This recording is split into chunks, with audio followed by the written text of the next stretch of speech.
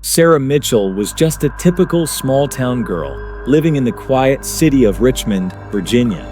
After completing high school, Sarah had big dreams. She was passionate about technology and had always been fascinated by the intricacies of computers. The world of coding and data science called to her, and she knew that her path would lead her to one of the most prestigious universities in the country, Georgetown University in Washington, D.C. The decision to move away from home wasn't easy, but it was necessary. The long commute from Richmond to Washington, D.C. was simply too much for Sarah to manage every day. So, with some money saved up from her part-time job, she and her best friend, Emma Harris, decided to rent a place in D.C. near the campus. The choice was practical, as both of them would be able to focus on their studies without the hassle of daily commuting. After a long search, they found a paying guest, PG, accommodation, a 3-story building with spacious rooms, located in a quiet neighborhood not too far from the university. It was perfect for 2 young women starting a new chapter in their lives. The building had been a part of the neighborhood for decades, and while it showed signs of age, the location was ideal. It was affordable, and the price fit within their budget. Sarah and Emma signed the lease and moved in just days before the semester began. The PG had a somewhat eerie reputation among the locals, but neither Sarah nor Emma paid much attention to the whispers of strange occurrences that were said to have plagued the building for years. They dismissed these stories as mere rumors, something that often surrounded old buildings. But that would soon change. The first few days were surprisingly normal. Both girls had their own rooms, and they quickly settled into their routines.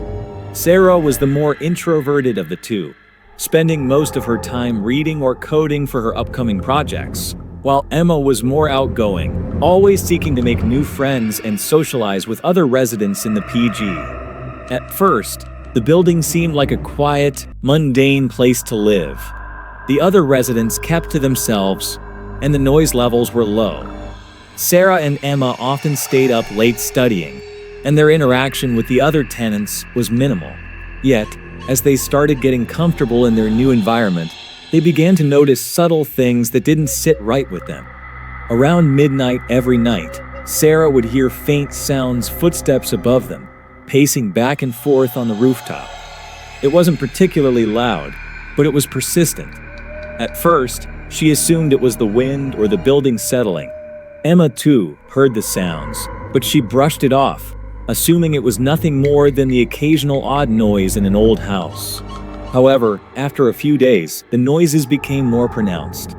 The footsteps would continue late into the night, as though someone was walking around, pacing in a continuous loop. The sound was oddly rhythmic, like the steps of someone familiar with the place. Sarah began to feel uneasy, but she kept her thoughts to herself. After all, she didn't want to appear paranoid.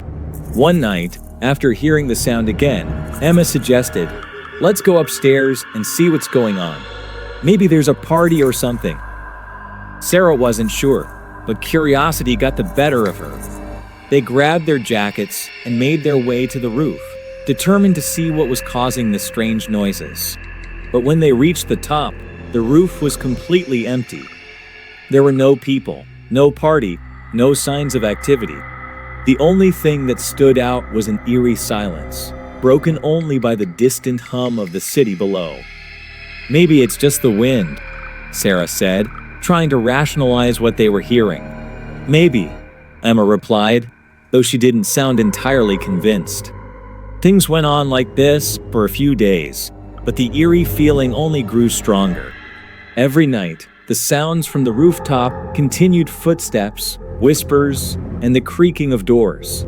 Sarah couldn't shake the feeling that someone was watching them. It wasn't just the noises anymore, it was an overwhelming sense of dread, like an invisible presence was lingering in the background, waiting for something. Then came the first truly frightening experience. One night, after the two girls had returned from a long day of classes, they sat in their room, talking about their upcoming assignments. The clock struck midnight, and they heard the familiar sound of footsteps on the roof. This time, however, It was different. The footsteps weren't just moving around aimlessly. They were coming closer to their room. It sounded like someone was walking just outside their door. Emma's face went pale. "Do you hear that?" she whispered. Before Sarah could answer, the door to their room rattled. Not just a gentle shake, but a violent rattle, as if someone was trying to break in. The girls froze in terror. Neither one of them moved. They didn't know what to do. "Do you think it's one of the other tenants?" Sarah asked, her voice trembling. "I don't know, but something's wrong." Emma's voice was barely above a whisper. Suddenly, the rattling stopped. The air was thick with tension. Sarah and Emma sat in silence for what felt like hours, too scared to speak, too scared to move. The footsteps continued outside their door, as if someone was pacing back and forth just out of sight. But when they looked through the peephole, there was nothing there. The next morning, the two girls discussed the events. "It's like someone was standing right outside our door," Sarah said, her voice shaky. "But when we looked, there was no one there." Emma nodded. "I don't like this place. I don't know if I can stay here much longer." They didn't know what to make of it, but they tried to go on with their lives, hoping it was just a figment of their imagination. But they couldn't ignore the growing sense of unease that hung over them like a dark cloud.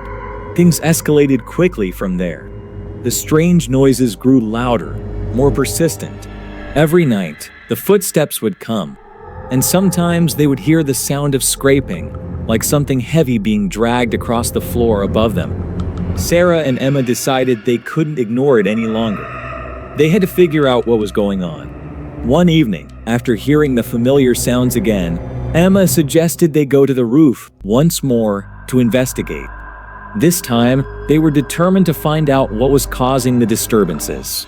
They climbed the stairs to the top of the building, their hearts racing in anticipation. As they reached the roof, they were greeted by an eerie silence. The air was heavy, and the night seemed unnaturally still. The roof, however, appeared empty. There was no sign of any people or activity. But then, as they turned to leave, Sarah suddenly felt a chill run down her spine. She felt that something was there. Something was watching them. She turned around to find Emma standing frozen in place, her eyes wide with terror. "Emma?" Sarah called out, but her voice trembled with fear. Emma didn't respond. She stood perfectly still, her body rigid, her eyes locked forward as if she were seeing something that Sarah couldn't. And then it happened. A cold, invisible force gripped Emma from behind, and she was yanked off her feet. Sarah watched in horror as Emma was pulled backward, unable to move or speak. Emma's body jerked, but she couldn't break free. She seemed paralyzed, her body completely under the control of an unseen force. "Emma!" Sarah screamed, rushing forward. But as she reached out to help, she too felt something cold wrap around her, pulling her back. It was as if something was trying to trap them both. With all the strength she could muster, Sarah grabbed Emma's hand and pulled her away from the invisible force. They stumbled backward, but the pressure seemed to follow them. Emma finally broke free, but she was visibly shaken. The terror in her eyes was something Sarah would never forget. The two girls ran down the stairs, slamming the door shut behind them. They spent the rest of the night huddled in their room, too terrified to sleep. The noises continued through the night, but they couldn't bring themselves to investigate further. The days that followed were marked by a growing sense of dread. Every night, the disturbances worsened. The sounds, the cold sensations, the feeling of being watched, they became unbearable. Sarah and Emma were both exhausted, emotionally drained, and too frightened to stay another night. Finally, they told their families about what was happening. Sarah's parents were shocked, and after some discussion, they decided to visit the PG and see for themselves what was going on. The moment they stepped into the building, they felt that something was wrong.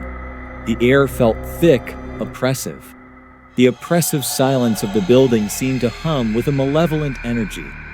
They called in a local paranormal investigator, hoping to uncover the truth. The investigator conducted a thorough examination of the building, using spiritual tools and techniques to communicate with any entities that might be present. After several hours of investigation, the paranormal expert revealed the horrifying truth. The building had once belonged to an elderly couple who had lived there for many years. The couple, heartbroken after their children moved away, had become despondent and eventually committed suicide in the building. Their spirits, unable to move on, had been trapped in the building ever since. The paranormal investigator explained that the couple's spirits were restless, wandering the building at night. The sounds that Sarah and Emma had been hearing were the result of the spirits' attempts to communicate and make their presence known. The caretaker, unaware of the spirits' intentions, had been opening the storage room door at midnight each night, allowing the spirits to roam free. With the help of their families, Sarah and Emma were able to leave the PG and move into a new place. Their lives slowly returned to normal, but the terror they had experienced remained etched in their minds. Sarah continued her studies at Georgetown, and Emma found solace in the safety of their new home. Years later, Sarah would look back on those dark days with a mixture of fear and gratitude. She had learned a valuable lesson about the importance of knowing the history of a place before committing to it. She had survived one of the most terrifying experiences of her life, and she was stronger because of it. But every now and then, when the night was quiet, Sarah would hear the faintest sound of footsteps. And for just a moment, she would wonder if the spirits were still out there, wandering in the shadows. No matter how normal or peaceful a place may seem, there may always be a hidden darkness lurking beneath the surface. Before settling into a new home, always take the time to learn its history. Sometimes, the past refuses to stay buried, and it might just follow you home.